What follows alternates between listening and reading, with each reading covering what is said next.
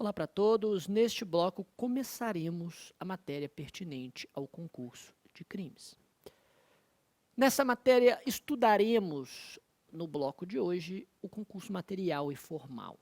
E quais são os critérios dosimétricos destas duas modalidades. Veja que o concurso material de crimes, aliás, vamos conceituar primeiro o concurso de crimes. Concurso de crimes nada mais é do que a quantidade de delitos que é praticada por um ou mais agentes no mesmo contexto ou em contextos distintos. Em outras palavras, por concurso de crimes entende-se a pluralidade de crimes, de delitos, que é praticada por um ou mais indivíduos em um mesmo cenário ou não. Note que o código estabelece 3 modalidades de concurso. E essas modalidades podem influenciar nos critérios de dosimetria das penas. No concurso material de crimes, previsto no artigo 69 do Código Penal, se utiliza um critério distinto daquele que é utilizado no concurso formal e também daquele que é utilizado no crime continuado. Quer dizer, será que o critério realmente é distinto para todas as modalidades? Vamos começar no concurso material de crimes para compreender o que a lei diz sobre esta modalidade e, obviamente, o que você precisa compreender para as provas de concurso. O artigo 69 diz: quando o agente, mediante mais de uma ação ou omissão, pratica 2 ou mais crimes idênticos ou não, aplicam-se cumulativamente as penas privativas de liberdade em que haja incorrido. No caso de aplicação cumulativa de penas de reclusão e de detenção, executa-se primeiro aquela, ou seja, executa-se primeiro a de reclusão. No artigo 69, nós temos, portanto, a regra que vale para o concurso material de crimes.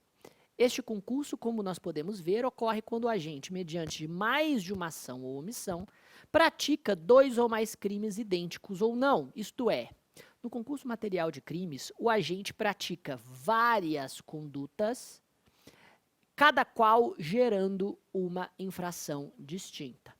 Existem várias ações ou várias omissões, e cada uma delas gera pelo menos um delito, pelo menos uma conduta pelo menos uma infração criminosa diferente. Nesse cenário, imaginemos que o indivíduo mate 3 vítimas distintas e utilize para isso 3 modus operandi completamente diferentes, justamente para se evitar a continuidade delitiva, para ficarmos no concurso material mesmo. O agente mata a primeira vítima com disparos de armas de fogo, estrangula a segunda e esfaqueia a terceira. Trata-se de um concurso material justamente porque se percebe a pluralidade de condutas, se percebe a forma distinta a partir da qual o agente praticou as ações diferentes, as ações que denotam cada um desses crimes. Como fica a aplicação de pena? A lei diz a pena é aplicada através do chamado cúmulo material. Ou seja, aplicam-se cumulamente as penas privativas de liberdade em que o agente age incorrido.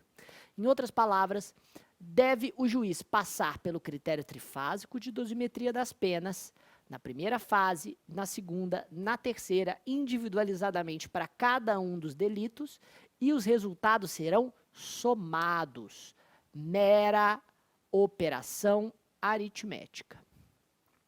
O artigo 75, inclusive, afirma que o tempo de cumprimento da pena privativa de liberdade não pode ser superior a 40 anos. E quando for o agente condenado a penas cuja soma seja superior a 40, devem elas ser unificadas para atender o limite máximo desse artigo. Vejam que esse limite de 40 anos, que foi positivado a partir do pacote anticrime, é um limite para o cumprimento máximo de pena privativa de liberdade após o procedimento de unificação. Note que a sentença pode ficar muito maior do que 40 anos, sem o mínimo problema. Aliás, é isso que estabelece a própria súmula 715 do STF. Súmula 715 que diz que os benefícios penais tangentes à progressão de regime, tangentes ao livramento condicional e que dependem de uma fração de cumprimento da pena são calculados com base na pena total aplicada, não com base na pena unificada em 40 anos. Então, se o indivíduo for condenado a 200 anos, como o Fernandinho Beiramar teve uma sentença de mais de 200 anos, ele progride de regime com o cumprimento de uma fração de 200 e não com o cumprimento de uma fração de 40, embora só possa ficar preso por, no máximo, 40 anos. Finalmente, chegamos ao concurso formal de crimes, que é o nosso último tópico dessa exposição. O artigo 70 do Código Penal diz: quando o agente, mediante uma só ação ou omissão, é aí que se identifica o concurso formal de crimes. Uma só ação ou omissão, uma só conduta. Vejam que essa conduta ainda pode se dividir em diversos atos, contanto que esses atos sejam praticados no mesmo contexto fático. Pode ser que, para roubar as pessoas que atualmente estão em um ônibus, em um veículo de transporte coletivo, o indivíduo utilize uma só grave ameaça e depois saia recolhendo os itens de cada um dos integrantes do ônibus.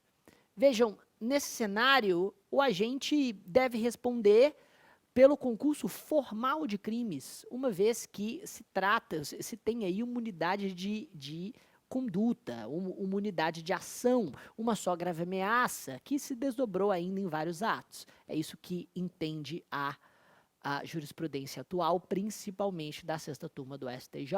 Mas o STJ, como um todo, aceita que uma só ação ou omissão não deve ser confundido com um só movimento corporal, mas o contexto fático deve ser único. Quando, através de uma só conduta, o agente pratica 2 ou mais crimes idênticos ou não, aplica-se-lhe a mais grave das penas cabíveis ou, se iguais, somente uma delas mais aumentada, em qualquer caso, de 1/6 metade. O que nós temos aqui, senhores, é o chamado critério da exasperação. Via de regra, quando o agente pratica 2 ou mais delitos em concurso formal, a pena não é aplicada pela soma, e sim pela exasperação. O juiz aplica só a pena do crime mais grave e aumenta esta pena de 1/6 até metade. E este aumento deve seguir o critério do número de crimes praticados. Quanto maior é o número de crimes praticados, maior deve ser a fração de aumento de pena que incide sobre esta pena máxima. E aqui vai uma informação importante. O próprio artigo 70 diz que as penas podem ser aplicadas cumulativamente, exatamente como é feito no concurso material, se a ação ou omissão é dolosa e os crimes concorrentes resultam de desígnios autônomos, consoante o disposto no artigo anterior.